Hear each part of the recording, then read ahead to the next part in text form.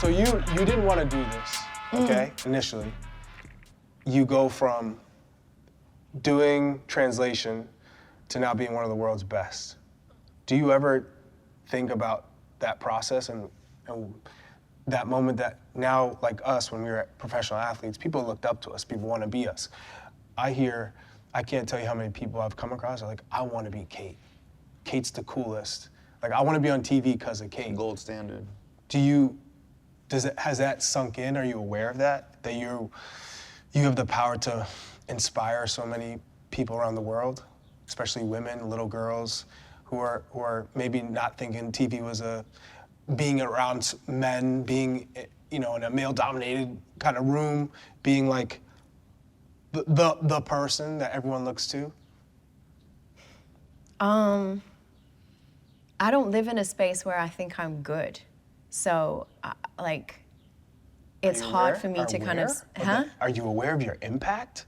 Are you aware of, your influence? I focus so much on what I would wish I had done differently that I find it hard to, think, man, I'm killing it, I'm this, I'm that. Am I aware that, I'm in places I never thought I would be, and I'm super grateful for? Yes, absolutely. And yeah, I know that when I was coming up, there wasn't somebody like me that I looked at and thought, oh, maybe that's the job for me then. I just never really assumed, I just kind of thought that wasn't really open to me. So if I think about it in those terms, I feel really fortunate that I get to be somebody that, someone else's daughter potentially can at some point look at and be like, oh, I like how she does that. That's something I could do. So I love that I get to represent in that way. I find it hard to think that people could look up to the way I do things because that's just not who I am, but I definitely feel privileged to have maybe made a path for somebody else that now, I just think it's so important, oftentimes in sports, and I don't mean to disrespect anybody with this, but traditionally it's often been the case that women have been given position because of a look, right? And it wasn't necessarily because of being competent or being qualified. There was a look that you had to have, it was a glamorous woman who was on sports sideline, right? And I think that damaged things for women who wanted to make headway in that area for a period of time. Because it set a really hard standard in terms of hey, if you want to achieve in this, you have to look this kind of a way. This is what you'll be judged off. And B, it meant that men didn't look at women who'd been given those opportunities and think, well, man, they're really good at what they do. They deserve to be in this place, right? And so then you had to kind of battle with this idea that because you're a woman, you don't necessarily deserve to be here. I remember when I started at CNN, and I remember walking in and those guys were skeptical. They weren't convinced immediately, I don't think. They're a great group of people and I have a lot of love for them. But I remember going for a lunch on the first day and I really felt man, I'm here trying to convince everybody that I know sports. Because I was questioned and drilled in a way that I don't think a man would ever have been drilled. He would have been asked more personal stuff about who he was, his family, did he have kids, whatever, any of that kind of stuff. But I was there to prove that I was worthy of the job in a way that's a hurdle that I think men don't have to jump through. So if I can be somebody that changes a man's perspective on female broadcasters, that's something that would make me really proud. Because I want people to feel not, oh, she's my favorite female broadcaster. I just want to be somebody's favorite. I want to be better than whoever else you think is good. Oh, you are. Thank you. Thank you. Do you ever because you started off by saying, no, I don't want to do that. I'm happy being a translator. This is what I want to do.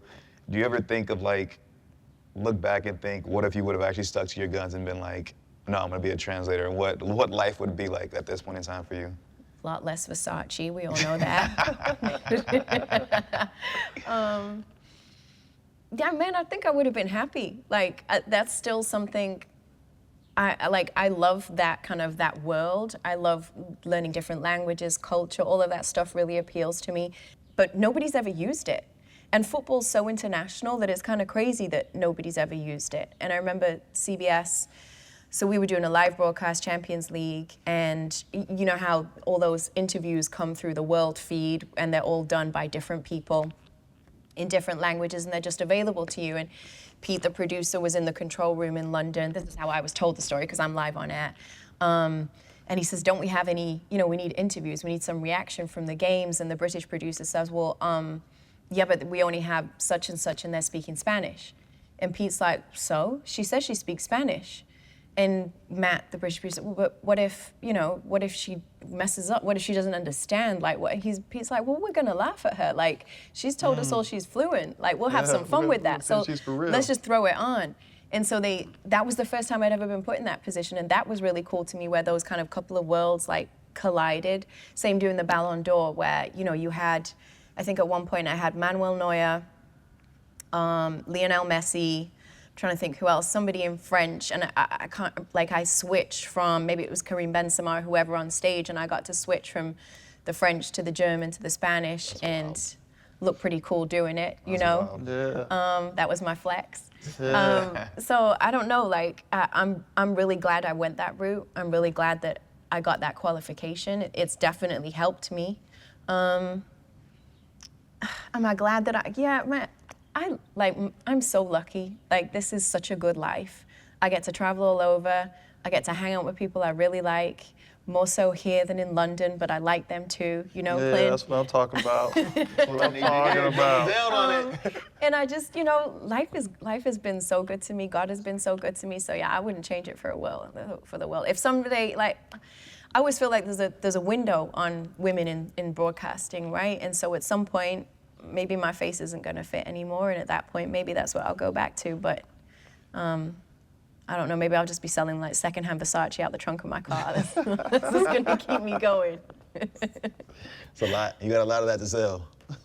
So you flipped the segment on me. I should have known it was coming. Yeah, it feels good. But it's good, hearing the different stories, hearing your story. I mean, I think it's every time that we get together, we find out something new about each other. When we already thought we knew a lot, we know each other for a few years now. We've known each other more than that from the national team experience, but it's there's still stories that I hear from having this opportunity for a show like this that, I didn't necessarily know that was how it all happened for you to get to where you are today. It's cool. It makes us feel like even more tight-knit of a group, and I look forward to the other stories that we're going to hear in the future. Oh, you thought I was done?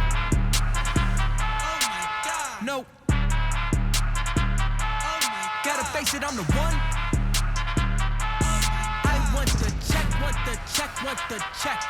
Give me my respect, my respect, my respect. Medals on my neck. Thank you for watching. If you liked this episode of Kickin' It, then don't forget to hit the like button and subscribe to enjoy more raw and unfiltered content from me and the boys.